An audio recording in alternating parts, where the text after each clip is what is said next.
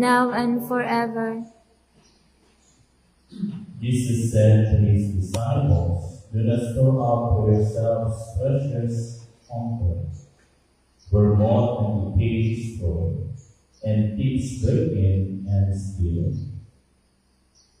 Brothers and sisters, good morning po. May punta sa tanan. Siguro narinig nyo na yung kanta, "Ikaw ang aking tanging yaman, nalilubos sa masumpungan. Ikaw ang aking tanging yaman."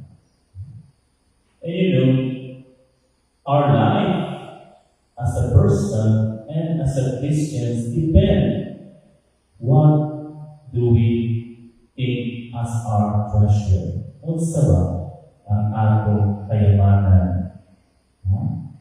Because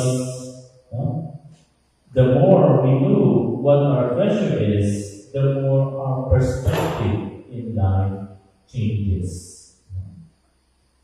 And we have two good examples in the reading and in the saint we have today.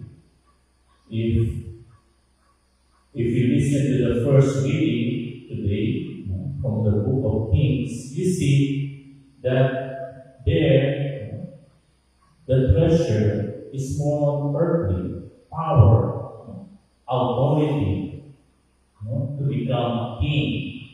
And so what happened? There were wars, there were many killings, maraming namatay, because their treasure is based on worldly and material things. Ayan,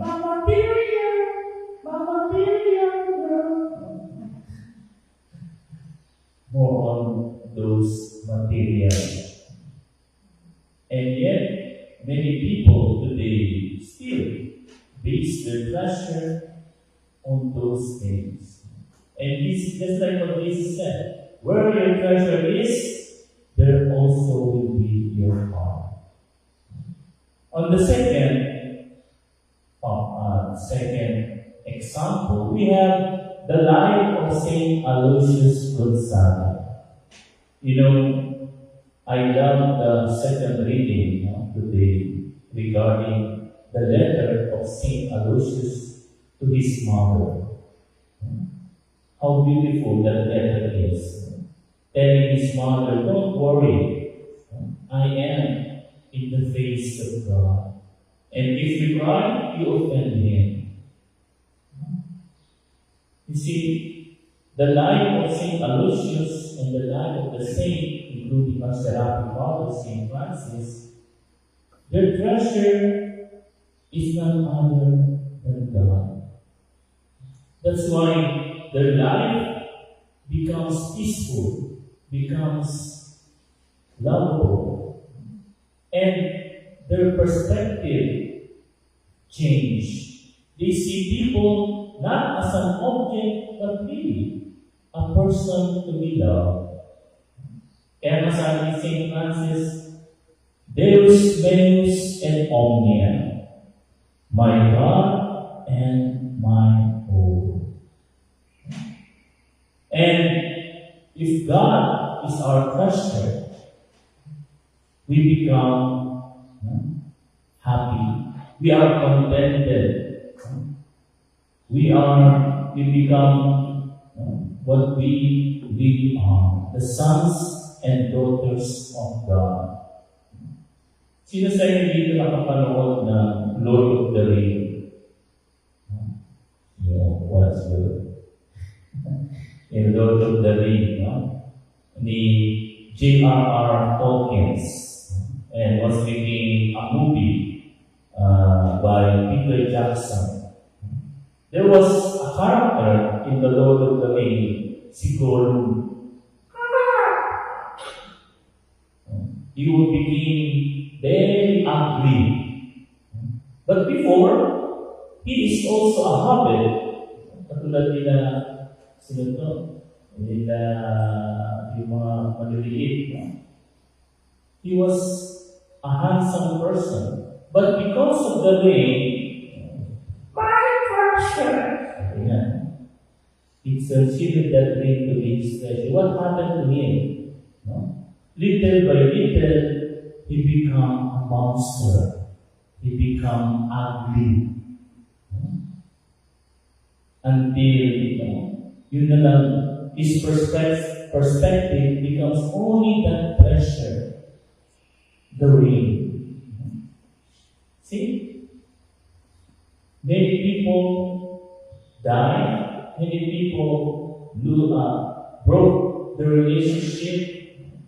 relationship with their family, with their friends, because they treasure material things. They treasure more those things than God Himself. Kaya marami tayong mga corrupt, maraming mga magnanakaw, maraming mga tulisan, kawatan, because we put our treasure in those things. But if we imitate St. Aloysius and our Seraphic Father St. Francis, if we can say, Deus meus et omnia, if God will be our perspective, our treasure, we will see things will change for us. And we will do not care. Total, at the end, sabi nga, di ba may kasabihan, hindi mo naman madadala sa hukay, sa libingan, ang iyong kayamanan. You cannot bring your wealth, your riches, 7 feet under the ground. That's why, brothers and sisters, let us check, examine ourselves. Who or what do I consider pressure in my life today? And let us ask St. Aloysius and our Blessed Mother, Our Lady of the Most Holy Rosary, to help us, to enlighten us, that our treasure must be God. Praise to Jesus and Mary. Now